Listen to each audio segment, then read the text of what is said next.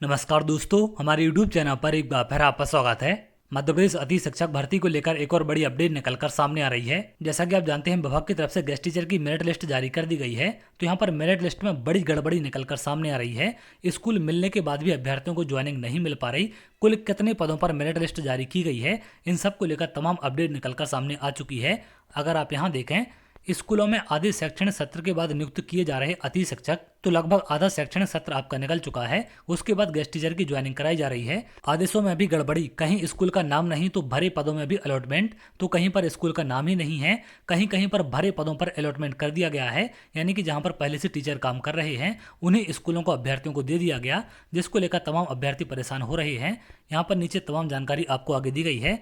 प्रदेश के सरकारी स्कूलों में आधा सत्र बीत जाने के बाद अति शिक्षकों की नियुक्ति की जा रही है। शुक्रवार से अतिथियों को ज्वाइनिंग लेटर मिलना शुरू हो गए हैं। करीब 20,000 अति शिक्षकों को आदेश जारी किए गए हैं। तो यहाँ पर लगभग 20,000 गेस्ट टीचरों की नियुक्ति आदेश जारी किए गए, लेकिन इसमें भी अनेक विसंगतियां सामने आ रही हैं। किसी आदेश में स्कूल का नाम ही नहीं है, तो कई ऐसे हैं जिनको ऐसे स्कूल अलॉट कर दिए गए जहां पहले से पद भरे हुए हैं। उल्लेखनीय है कि स्कूलों में अतिथि शिक्षकों की नियुक्ति रिक्त पदों के विरुद्ध होती है। इसके बावजूद कई अतिथि शिक्षकों को ऐसे स्कूल अलॉट कर दिए जहां कोई पद ही खाली नहीं है। वहीं कुछ अतिथि शिक्षकों के ज्वाइनिंग लेटर में किसी स्कूल का नाम ही नहीं दिख रहा था। उन अतिथि शिक्षकों को कोई स्कूल अलॉट नहीं हुआ जहां वे ज्वाइन कर सकें।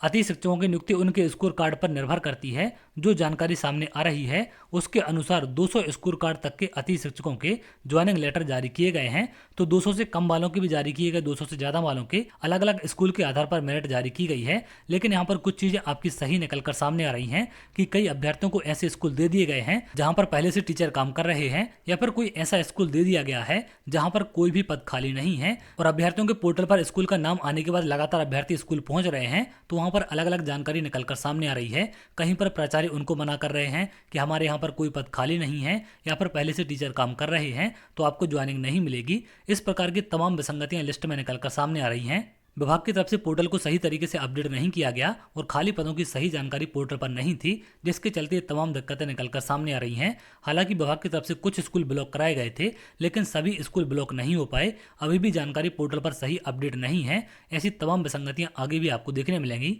अब यहाँ पर सबसे बड़ा सवाल है कि जिनको ऐसे स्कूल मिल चुके हैं जहाँ पर पहले से गेस्ट टीचर काम कर रहे हैं या फिर परमानेंट टीचर काम कर रहे हैं, इसके अलावा जहाँ पर कोई भी पद खाली नहीं है, ऐसे स्कूलों में कैसे इनकी ज्वाइनिंग कराई जाएगी, विभाग इसको कैसे मैनेज करता है, इसके लिए आप लोग थोड़ा सा वेट करें।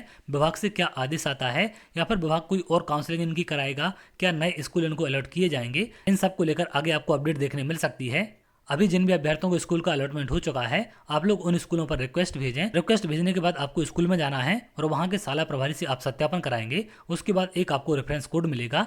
रेफरेंस कोड आपको अपनी पावती में फिल करना पड़ेगा। उसके बाद आगे आपकी प्रक्रिया बढ़ेगी। तो चलिए, आगे जो भी अपडेट होगी मैं आपको जरूर शेयर करूंगा। अगर आप ऐसी जानकारी चाहते हैं तो हमारे चैनल के साथ जुड़ सकते हैं, जिससे और भी इंपॉर्टेंट अपडेट आपको मिल सके।